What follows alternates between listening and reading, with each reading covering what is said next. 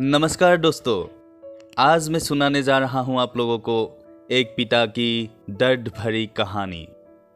बेटा बाप को एक अनाथ आश्रम छोड़ने आया था। साथ में बाप के सारे कपड़े और कुछ जरूरी सामान का बैग भी लाया था।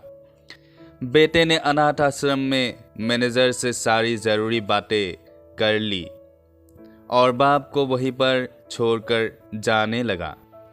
बेटा अभी अनाथ आश्रम के बाहर निकला ही था कि उसका फ़ोन बजा।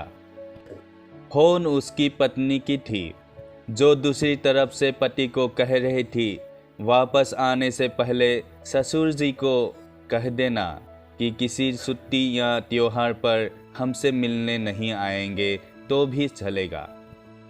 आप वहीं पर खुशी से रहिए और हमें भी यहाँ सुख से जीने दीजिए। फ़ोन रखकर बेटा वापस अनाथ आश्रम में जाता है। बेटे की नज़र अपने बूढ़े पिता पर पड़ती है, जो अनाथ आश्रम में मैनेजर से हंस कर बातें कर रहे थे और काफ़ी खुश भी लग रहे थे। बेटा सोच में पड़ जाता है कि उसका पिता अनाथ आश्रम के मैनेजर को कैसे जानता है।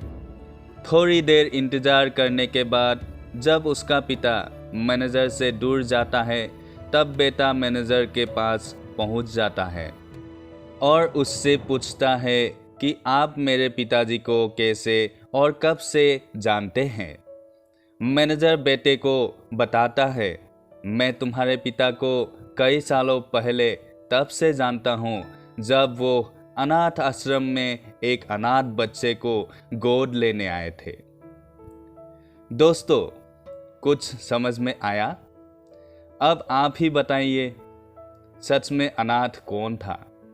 वो बेटा जो अपने बाप द्वारा बिना उसे बताए किए गए इतने बड़े उपकार के बदले उनके आखिरी समय में इस तरह ठोकर मार रहा था, या वो पिता जिसने एक अनाथ बच्चे को निस्वार्थ भाव से इतना प्यार दिया जितना खुद के बच्चे को दिया जाता है। दोस्तों, अपने माता पिता की कदर करना सीखो, क्योंकि आप नहीं जानते होंगे कि उन्होंने आपसे क्या क्या छुपा रखा है। कितने बलिदान, कितने त्याग उन्होंने आपके लिए किए हैं, शायद आप जानते भी नहीं होंगे।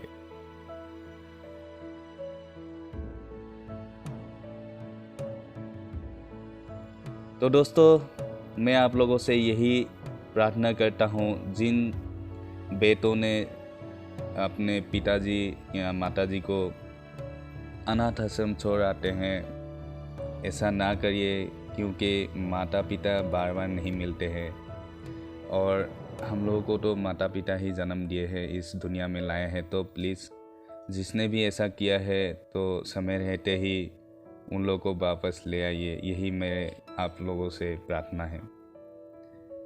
तो अच्छी लगी है ये बातें, ये कथाएं, तो मेरे चैनल को सब्सक्राइब कीजिएगा ऐसी ही अच्छी कथाएं और कहानियाँ सुनने के लिए। तो मिलते हैं एक नई कहानी, नई कथा के साथ। तब तक के लिए आप सभी से विदा चाहता हूँ। अलविदा दोस्तों, आप सभी को मेरा दिल से प्रणाम।